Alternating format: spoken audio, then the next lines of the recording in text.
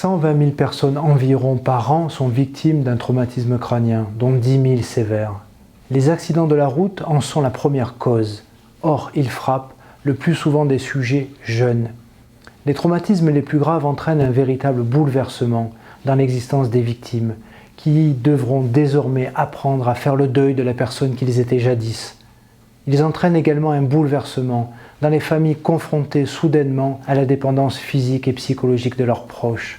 Après l'épreuve du choc traumatique et les longues étapes de la rééducation, vient l'épreuve de l'indemnisation. Vous voilà désormais pris dans le tourbillon des assureurs, des médecins dits experts, des provisions, des expertises, des offres d'indemnisation et des rafales de conseils en tout genre. Bref, un jargon qui vous est totalement étranger, de quoi être désorienté.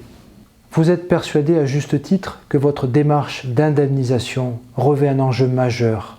Restaurer la dignité de la victime et lui permettre une vie décente pour le restant de son existence. Certaines des séquelles au demeurant les plus graves sont paradoxalement les plus difficiles à appréhender. On parle même de handicap invisible. Victimes et familles, vous ne pouvez mener ce combat seuls. Ainsi, face aux compagnies d'assurance parfaitement structurées et rodées, il vous faut être assisté par des professionnels compétents et indépendants, dont votre avocat, spécialisé non seulement en droit du dommage corporel, mais plus encore en matière d'évaluation du traumatisme crânien.